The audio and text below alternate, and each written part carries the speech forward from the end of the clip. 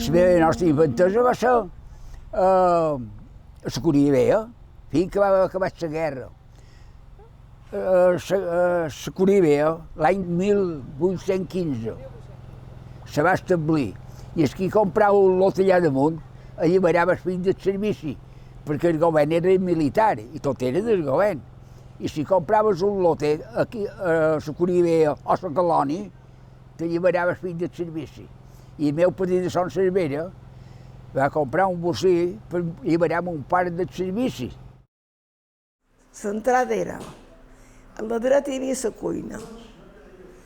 La cuina era no molt gran, una xemeneia de front, a la dreta un fogó de posar-hi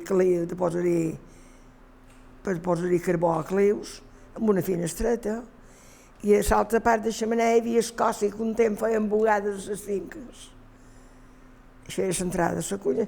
I de front a la xemeneia, això hi havia la finestreta, els fogons, el cossi, i que ja feia un racó per seure i un parell de cadires. Això era la cuina. I a l'esquerra, a la casa, i de front de la cuina així, hi havia un portal que fèiem una cortera per posar gra de fora, per posar gra. I aquesta cortera, i les bísties estaven a darrere.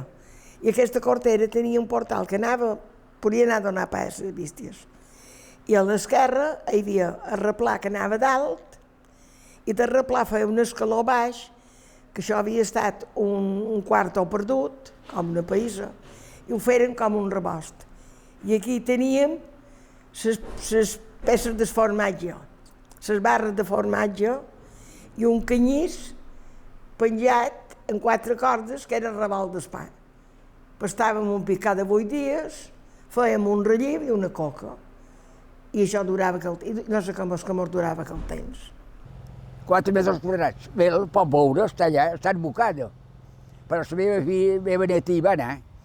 Diu, i aquí vivíem per dinar, si feia mal temps, 2 o 3 seien damunt el llit, perquè no hi cabia la taula i les cadires no hi cabien. I en el racó de la caseta, allà feien el foc. I mon pare, cada molts de dies davallava en la bicicleta en el poble, a cercar jornal. I se seien, tu saps on tenia la carnisseria de Palada, se seien allà, començaria a veure. I venia l'encarregat del senyor dels olors, anant necessitant dels homes 3 dies. Tu, au. Te n'anaves a Catella, preparaves i parties. Les cases estaven més altes i els baixos, tot era per ser a la mà. I en aquell temps plovia molt més que ara. I neu, cada any feia neu, també. Estàvem revoltats de les muntanyes i revoltats de blanc. Era molt gran a darrere, l'estador, perquè els qui no tenia per anar, el carro arribava a les cases, deixaven el carro que nostre. N'hi havia l'amo Moltó, l'amo Duc, l'amo Cerverer, aquells deixaven el carro que nostre. Llavors se n'anaven, ens vestia. Cera, enfrente a cera. I què fèieu vosaltres a cera? Bueno, cera, també l'empleàvem a estendre batre. Primer se segava, llavors se recollia les garbes, anàvem fent garberes de vora cera i sempre solíem fer primer el blat, perquè la cera era més neta, i del blat feien cibada, i de cibada sorda, i llavors es feien el darrer, perquè era el que embrutaven cera, i els matins havies d'anar a estendre cera perquè s'aixugàs per poder batre, i al matí la garba damunt el cap i cap a damunt cera estendre. Llavors berenaves i llavors més tard posaves les bísties a voltar. I quan estava batut ja dinava, després de dinar anàvem a ventar cera. Ventàveu? I què vol dir ventar cera? Amb les forques. La paia de lo que es bestiar ja havia, i anàvem fent, la paia arriba a estar una vorera, i arribes a tenir glonet, i llavors teníem un ram que lleva els troncs de damunt, i això era la vida de cera. Tot era conrement i baladar. Vivien de les moles i de les paues. A la Garriga, la gent en vivia. Vivien de la Garriga. Feien, pel forn, traven la Garriga. Feien sitges de la Gruixada. Feien el forn de calç. Llavors hi havia les paumes. La Curibella estava dividida, me pareix que eren 12 barqueres de palma. La gent les rebassava, les estenia, les aplegava i feia 2 caramulls. I llavors nosaltres trallàvem els caramulls, que volguéssim, a mitges, eren mitges, i ells feien els caramulls, els que havien rebassat feien els caramulls, i tu anaves, quan estava plegat de Jaume o Biel, veniu a triar els caramulls. El jornal de mon pare bastava per comprar la farina per pa de tota la setmana, el que guanyava ell en la setmana. Tot l'altre havia de sortir de la llatra de capell que jo feia i les sanetes que feia ma mare. No hi havia més vida que aquesta. Jo anava a escola i tenia una llatra de capell a tasca cada dia. Canyamel era d'Artà, i el bal d'Artà i el bal de Capdepera, per falta de paumes, canviaren la duaia i la mesquida en Canyamel. Doncs van fer un acord i era per les paumes. En aquell temps fletaven un barco i els comerciants d'Artà i de Capdepera se repartien la barcada. I jo he anat a descarregar el barco. Jo feia de manobra i anar en el moll de Cala Ratjada. Venia un barco velero en aquell temps, ben carregat de paumes. I els camions d'Artà i de Capdepera mos posàvem a carregar camions i repartien Artà, a Capdepera, tot. Els seus magatzems quedaven plens. Llatra en feia molt poca, perquè el que mon pare rebassava totes les paumes de la finca i les venia, i se'n quedava per ell. Llavors també rebassava ventalls, que són les paumes, i les venia un home de Sant Llorenç cada any a comprar-los per fer graneres. I en rebassava molt de ventall que les venia per fer graneres.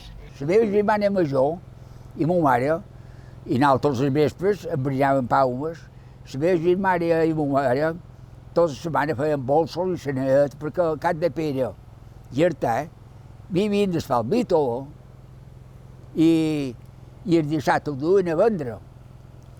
I pujaven comestibles de tot més que havien fet tota la setmana. Que ma mare sempre va fer feina fina.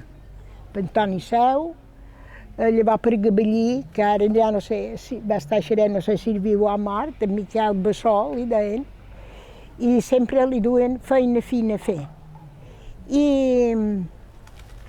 ella estudiava totes les paumes negres, a part, i tenia dones que li feien llatra per ella. Ella no feia llatra, ella només cosia i feia brins. I d'aquesta llatra les estudiarem un moment que no hagin de mirar prim. I quan havia de pagar en el sindicat, que deien llavors, la Seguretat Social, que llavors només deien el sindicat, i anaves i pagaves una quota, doncs ma mare dels vespres velava bona estona, en temps de que no hi havia llum i tot ja va començar, encenia el llum d'oli penjat a la xemeneia, amb aquella claroreta, fins que no havia fet una maleta, no se n'anava a jeure. I l'endemà, i en dos vespres, pues, resolia el pagament del sindicat. Els tractes eren els pares, els porcells d'aquest Port Castell, perquè podies demanar el que volguessin, perquè les comprar llavors el bestiar de cabresta, aquestes, els muls, i les paumes, llavors hi havia la llana, que també valia molt de dobbers, i això eren les tractes. Les meles n'hi havia moltes, perquè tots aquests establiments que hi havia, tothom tenia melers, i collíem 2 mesos de meles en aquests establiments. I les vies de davallar, perquè no hi havia camí ni res, les vies de davallar és que n'hi vistin. En aquest sac de meles, quan tenies 2 sales, posaves dins les sàrries i per avall. Cuíem el gra per alimentar els animals i dobbers, no se xerrava de dobbers. Barataven feina a lo millor amb un veïnat i te donaven oli, o barataven, en fi, també hi havia oliveres, també fèiem un pot d'oli, o sigui que menjaven de lo que hi havia, res més. A la gana, la taula no hi havia per dos i eren 5. Ma mare feia una olla de faves o una grissonera de bessons, no hi podies posar la cuera que ton pare no li posa. Quan tot menjàvem en el mateix plat, no era un plat cada un, la grissonera, i no podies posar la cuera fins que ton pare començàs. Mon pare un dia sí, un dia no, agafava l'asa i 2 garres d'aigua a cada costat i de vegades duien un escoll. I un dia sí, un dia no, anava a cercar aquestes 4 garres d'aigua. Primer només hi havia un pou. Era el pou, tenia 3 palos, i havies de treure l'aigua a braços, i pensàrem, perquè aquest depòsit del militar, i pensàrem, en el senyor i mon pare, pensàrem de fer una cine. Perquè, vulguis o no vulguis, és més bona de treure que no treure poals. I vàrem fer la cine, i en la visti, 3 aigua. Mon pare, el padrí, va fer una cisterna. I aquesta cisterna no la van referir, només estava de pedres. Era ben igual d'una pera. Ara goitaves damunt així i veies el cul, però no veies els costats, perquè tenia una boca així, però baix era ample. I estem de la guerra amb una corda llarga, una corda que cada veto tenia un nu. I mon pare davallava per la corda i havia fet una lliteta a la vorera. I de damunt veies el cul de la cisterna, però no veies els costats. I mon pare, perquè si, perdona, però si venien els falangistes i te deien anem a menjar, ja no te veien pus. I mon pare, molt de vespres, estem de la guerra, jo pare estem de la guerra, dormir dins aquesta cisterna. D'aquesta aigua mos bevíem, cuinàvem i mos rentàvem un poc. No hi havia dutxa, un tassó d'aigua amb un tascap, no hi havia dutxa. Jo era molt caçador, i els dies de caça agafava i avui es veiem bé, i agafava i pegava foc aquí, Pintura feia una corterada, llavors me n'anava i pegava foc a un altre lloc, i Pintura feia res, Pintura de vegades només feies un rol de comunera, però llavors tornaves i feies, què sé jo, un rai de corterades de sacorrat, i aquest sacorrat, les uvers, el primer any, quan treien, era com a ferratgeta, agafaven tot d'una. El segon any, que ja havia tornat més gros, les uvers ja no ho volien, el agafaven les vistis. I sempre, la muntanya sempre era neta. No se'n va escapar cap mai de foc.